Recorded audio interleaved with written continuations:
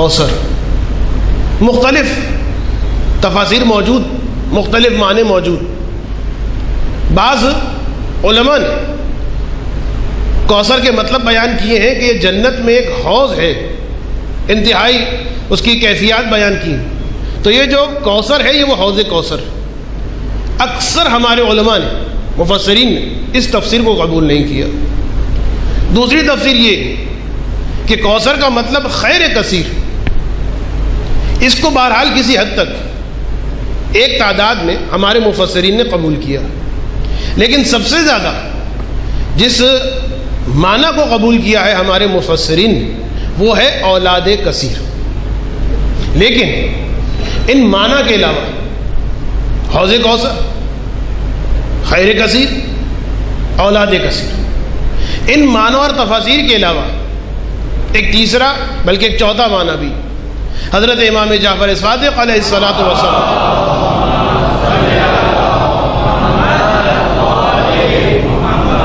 ارشاد فرماتے ہیں کہ جب کسی راوی نے پوچھا فرزند رسول اس کوثر کا مطلب تو ہم سنتے رہتے ہیں، ذرا آپ بھی بتائیے کہ کوثر کا مطلب کیا. اس موقع پر امام نے فرمایا تھا کوثر سے مراد ہماری جدہ فاطمہ زہرا سلام اللہ علیہا ہے. ایک درود پڑھتے ہیں محمد. بس یہی میری گفتگو کا عنوان، کوثر رسول. یہی وہ خیر کثیر بھی ہے، یہی وہ ہستی ہے کہ آج تاریخ میں واقعا دیکھا جائے سب سے زیادہ اگر کسی کے گلے پر چھلی چلی ہے اب تک جو چل رہی ہے وہ اولاد فاطمہ.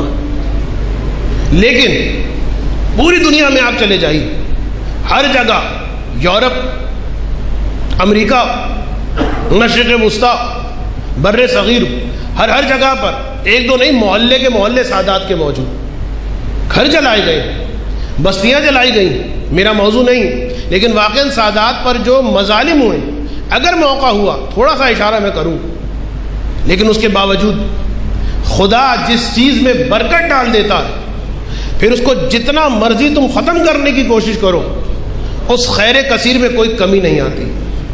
اور غالباً اب میرے پاس روایت نہیں لیکن میں نے سنا کہ کسی معصوم سے کسی نے پوچھا کہ کیا بات اتنے سادات قتل کیا جاتا ہے، ایک ایک دو دو کی بات نہیں کر رہا، دیکھیے باقاعدہ دیواروں کے اندر چنوایا گیا ہے. ارے اتنا خون، اتنے گردنیں کاٹی گئیں کہ اتنا خون جمع ہو گیا کہ اس کے اندر وہ گارا ملا کر اور پھر بغداد کی تعمیر کی گئی. یہ تاریخ آپ کے سامنے.